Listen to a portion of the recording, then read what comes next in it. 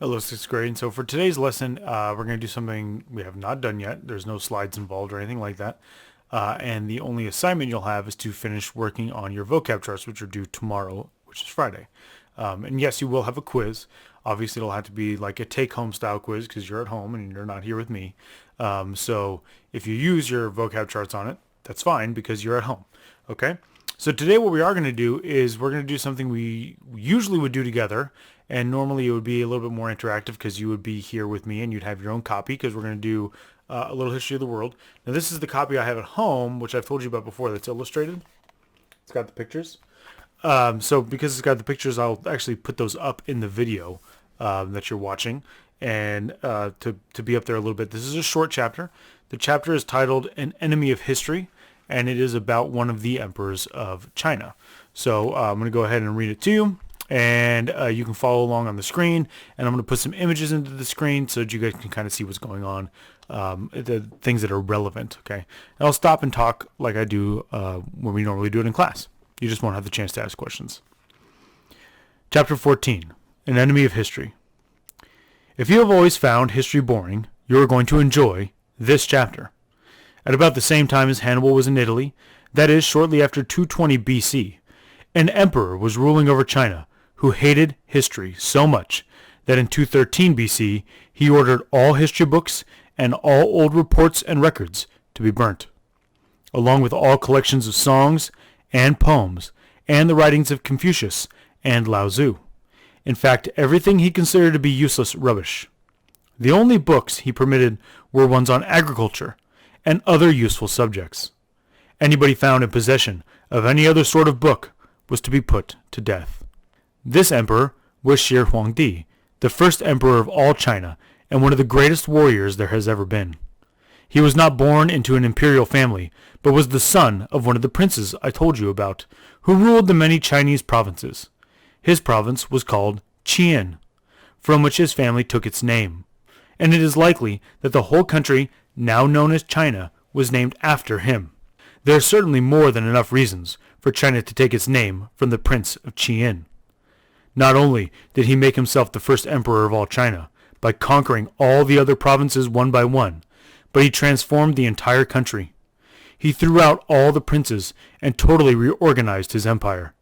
And if you ask me why he hated history and destroyed all those books, it was because he wanted to wipe out every trace of how things had been done before, so he could build an entirely new China, his China, starting from scratch.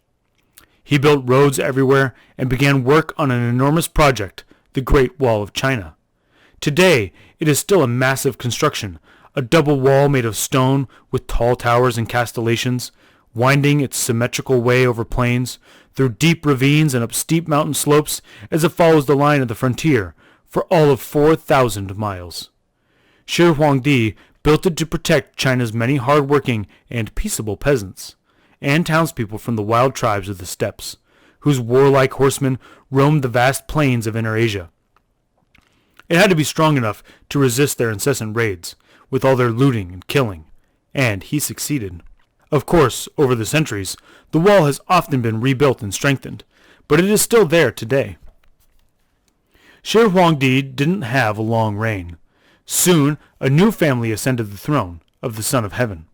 This was the Han family. They saw no need to undo all Shi Huangdi's good works, and under their rule China remained strong and unified. But by now the Hans were no longer enemies of history. On the contrary, they remembered China's debt to the teachings of Confucius, and set about searching high and low for all those sacred writings. It turned out that many people had had the courage not to burn them after all.